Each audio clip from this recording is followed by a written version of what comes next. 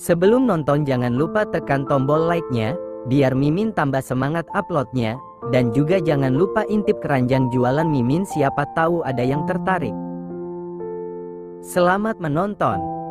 Mansion Alfian.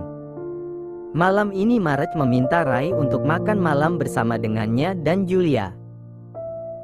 Maklum saja, mereka sudah lama tidak makan malam bersama karena Ray sekarang memilih untuk tinggal di apartemen. Selain karena sudah lama mereka tidak makan malam bersama, alasan utama Marge meminta Ray untuk pulang ke mansion karena Marge ingin membicarakan tentang rencana perjodohan Ray dengan gadis pilihannya. Dan pastinya masalah ini sudah Marge diskusikan dengan Julia.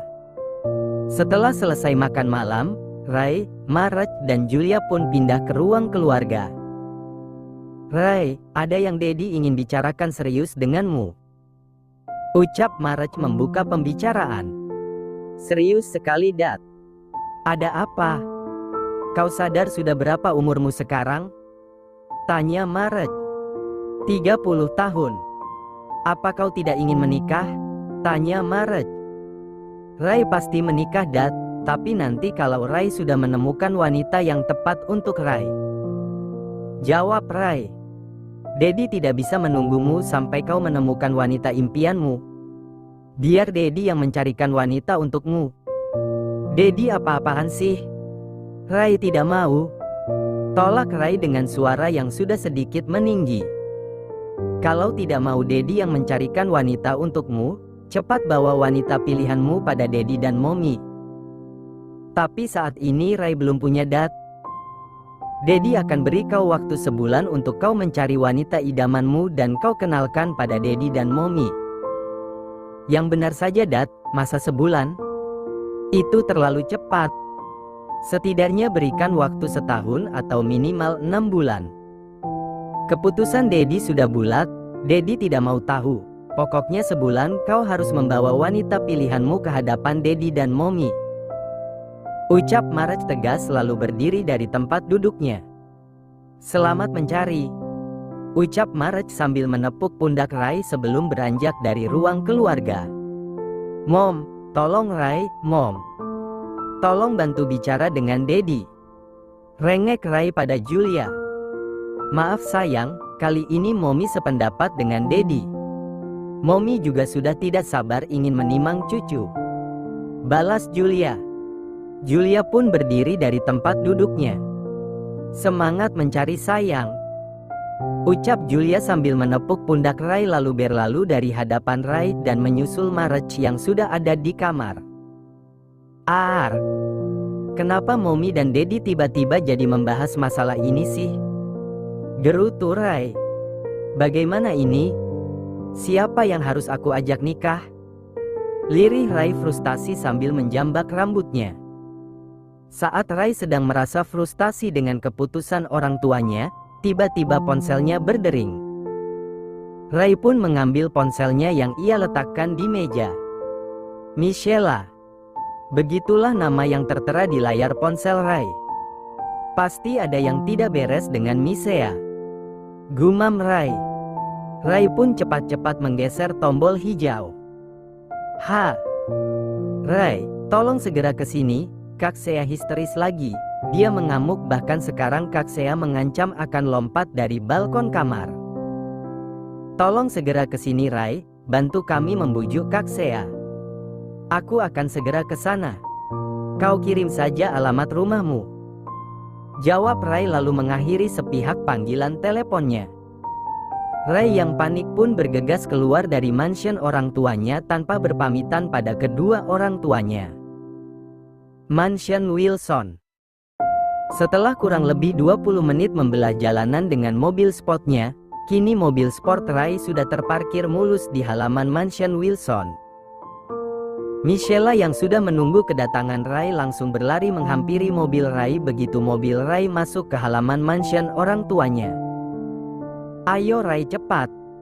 Michela langsung menarik tangan Ray begitu Ray keluar dari dalam mobil. Mereka pun berlari menuju lantai atas di mana kamar Misea berada. Begitu sampai di dalam kamar Misea, Rai melihat kedua orang tua Tewinmi yang sedang merayu Misea, sedangkan yang dirayu sudah duduk di pinggiran balkon sambil menatap ke bawah. "Mom, Dad, ini Rai, biar Rai saja yang membujuk Kaksea," ucap Michela.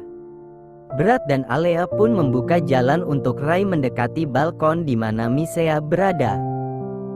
"Sea," panggil Rai. Mendengar suara Rai, sontak Misea menoleh. "Rai," balas Misea dengan wajah yang berbinar. "Apa yang kau lakukan di situ? Ayo sini, ada yang ingin aku bicarakan denganmu," ucap Rai sambil menjulurkan tangannya dan berjalan perlahan mendekati Misea. "Aku benci Dedi," balas Misea berteriak. "Benarkah? Bisa kau menceritakannya padaku di sini?" bujuk Rai. "Aku akan bercerita, tapi hanya berdua denganmu dan tidak di rumah ini." "Baiklah, aku akan membawamu ke taman kota. Sekarang turunlah." Misea menganggukkan kepalanya lalu menerima uluran tangan Rai kemudian memutar tubuhnya. Namun saat Misea memutar tubuhnya, tiba-tiba saja Misea kehilangan keseimbangan dan hampir terjungkal ke belakang. Tapi untungnya Rai dengan sigap langsung menarik Misea. BUGH. Meski Rai berhasil menyelamatkan Misea yang hampir terjun bebas ke bawah, tapi Rai tidak bisa mengelak saat Misea menimpanya. Melihat Misea yang jatuh di atas tubuh Rai, sontak dokter Jagapati dan dua orang perawat yang ternyata baru datang saat Rai sedang bernegosiasi dengan Misea langsung berlari mendekati Misea.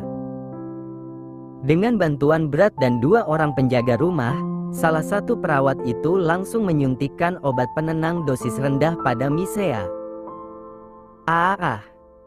Lepas. Apa yang mau kalian lakukan? Lepaskan aku, ronta Misea. Melihat Misea meronta, sebenarnya Rai sangat tidak tega. Tapi Rai tidak bisa berbuat apa-apa karena Misea masih menjadi tanggung jawab orang tuanya dan Rai hanya bisa mengikuti keputusan orang tuanya. Tak sampai 5 menit meronta, lama-kelamaan suara rontaan itu pun melemah. Itu tandanya obat penenang yang berhasil disuntikkan ke tubuh Misea mulai bekerja. Dan tak sampai 3 menit setelah suara rontaan Misea yang melemah, Misea pun tertidur. Melihat Misea yang sudah tertidur, semua orang yang ada dalam kamar itu termasuk Rai menghela nafas lega. Brad pun mengangkat putri sulungnya itu menuju kamar tidur kemudian membaringkannya di ranjang dengan sangat hati-hati. "Ikut saya," perintah Brad pada Rai. Brad pun keluar lebih dulu dari kamar Misea lalu diikuti Rai dari belakang. Tak ingin sampai dedinya berbuat sesuatu pada Rai, Michela pun hendak menyusul dari belakang namun Mommy Alea menahan tangan Michela. "Biar dedimu bicara 4 mata dulu dengan Rai," ucap Mommy Alea. "Tapi Mom, percayalah, dedimu tidak akan menyakiti Rai," potong Mommy Alea.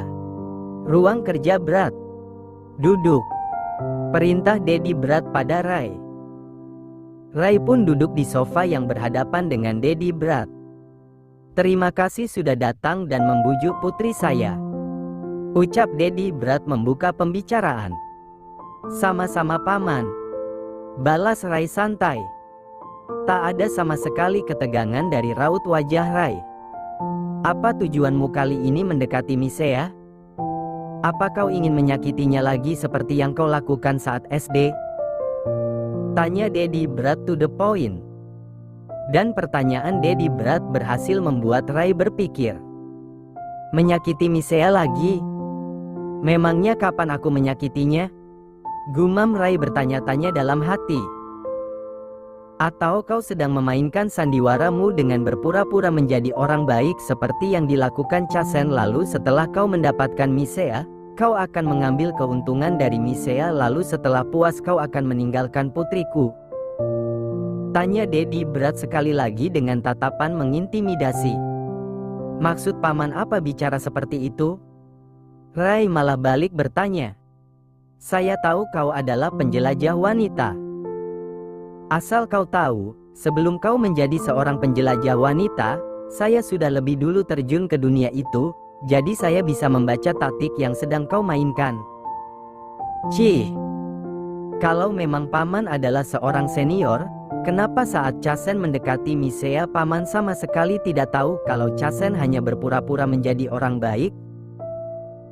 Karena saya tidak pernah bertemu dengannya secara langsung dan pada saat Misea dekat dengan Chasen, saya terlalu mempercayakan semuanya pada Misea. Karena saya pikir putri-putriku sudah sangat dewasa dan pasti pintar dalam menilai mana laki-laki yang pura-pura tulus dan mana laki-laki yang sungguh-sungguh tulus. Balas Dedi berat. Lalu menurut paman, saya ini masuk ke kategori mana? Tanya Rai. Mau kau ada di kategori pura-pura tulus atau sungguh-sungguh tulus? Saya tidak peduli, yang jelas saya tidak menyukaimu karena kau pernah menyakiti Misea saat masih kecil. Jawab Dedi berat tegas. Sepertinya ada yang harus saya luruskan di sini paman. Dan ini jugalah yang membuat saya selalu bertanya-tanya selama kurang lebih 19 tahun. Balas Rai. Apa paman mau mendengar penjelasan versi saya saat kejadian waktu kami SD dulu? Tanya Rai. Katakanlah. Jawab Dedi berat. Jadi paman, yang sebenarnya terjadi waktu itu, saya sama sekali belum membaca surat yang saya berikan pada saya.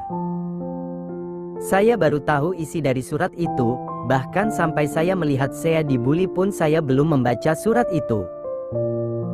Dan saya baru tahu kalau saya dibully karena menyatakan perasaannya pada saya lewat surat itu setelah saya dibawa oleh Bibi. Ucap Rai meluruskan kesalahpahaman yang sudah sangat lama itu.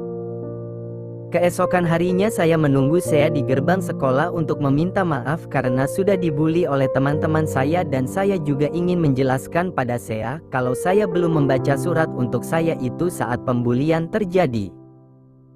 Tapi sampai bel masuk sekolah berbunyi, saya tak kunjung datang. Seminggu setelahnya saya malah mendengar saya sudah pindah sekolah. Lanjut Rai. Jujur, itulah yang membuat saya merasa penasaran sampai sekarang, apa alasan saya pindah sekolah? Apa karena pembulian itu atau saya berpikir kalau saya yang sudah menyebarkan surat untuk saya? Kata Rai lagi. Asal kau tahu, sejak hari itu, saya menjadi trauma. Dia mengurung diri di kamar, makanya saya memutuskan untuk memindahkan Sea dan Sela ke sekolah lain. Tapi saya benar-benar tidak tahu apa yang terjadi saat itu paman. Balas Rai. Dedi berat memicingkan matanya mencari kebohongan dari mata Rai, tapi Dedi berat tak menemukannya. Lalu apa tujuanmu sekarang mendekati Sea? Tanya Dedi berat dengan tatapan mengintimidasi. Saya hanya ingin membantunya sembuh paman. Atas dasar apa kau melakukan itu? Apa kau menyukai putriku? Aku tegaskan sekali lagi, aku tidak suka kau mendekati putriku jika kau punya tujuan lain. Ucap Dedi berat tegas. Aku merawat putriku, membuat dia terlihat culun saat kecil karena aku tahu kedua putriku sangat cantik dan polos, dan aku tidak mau lelaki mendekatinya hanya karena kecantikan kedua putriku lalu memanfaatkan kepolosan mereka hanya dengan kata-kata cinta yang keluar dari mulut para buaya seperti kau. Maaf paman, saya memang buaya, saya memang bastard, saya memang penjelajah wanita. Dan saya akui saya sangat menyukai wanita cantik dan seksi, tapi saya bukanlah laki-laki yang suka memanfaatkan kepolosan wanita, apalagi memanfaatkan keadaan. Balas Rai. Baiklah, kalau memang kau mendekati Sea hanya untuk kesembuhan Sea, saya mengizinkanmu mendekati Sea. Tapi kalau untuk maksud lain, lebih baik kau mundur sekarang sebelum saya yang memukul kau mundur. Cih. Decih Rai. Kalau tidak ada yang ingin dibicarakan lagi, saya keluar, saya ingin melihat keadaan Misea dulu. Ucap Rai lalu berdiri dari tempat duduknya kemudian berjalan menuju pintu. Namun sesampainya di pintu, Rai menghentikan langkah kakinya dan membalikkan tubuhnya. Ngomong-ngomong paman, Apa Anda sudah memikirkan bagaimana jika Misea jatuh cinta pada saya? Dan mengharapkan hubungan yang lebih dengan saya? Kira-kira jawaban apa yang harus saya berikan jika Misea kembali menyatakan perasaannya pada saya seperti waktu SD? Apa saya harus menolaknya? Kalau memang saya harus menolaknya, Paman harus berjanji tidak akan menuntut apa-apa pada saya jika terjadi sesuatu pada Misea. Ucap Rai dengan senyum menyeringai lalu kembali membalikkan tubuhnya menghadap pintu, kemudian membuka pintu ruang kerja Dedi Brat lalu keluar dari dalam ruang kerja Dedi Brat meninggalkan Dedi Brat yang sepertinya sedang kesal karena ucapannya. "Brengsek!" geram Dedi Brat sambil mengepalkan tangannya. Dilema, itulah yang Dedi Brat rasakan saat ini setelah mendengar kata-kata Rai. Satu sisi ia tidak menyukai Rai dan ingin mencarikan laki-laki yang menurutnya cocok untuk Misea, tapi di sisi lain ia tidak mau kejadian hari ini terulang lagi jika memang Misea jatuh cinta pada Rai. Tapi ingin melarang Rai bertemu Misea juga Dedi Brat tidak bisa, karena saat ini kesembuhan Misea bergantung pada Rai. Benar-benar dilema yang besar untuk Dedi Brat sebagai seorang ayah. Bersambung.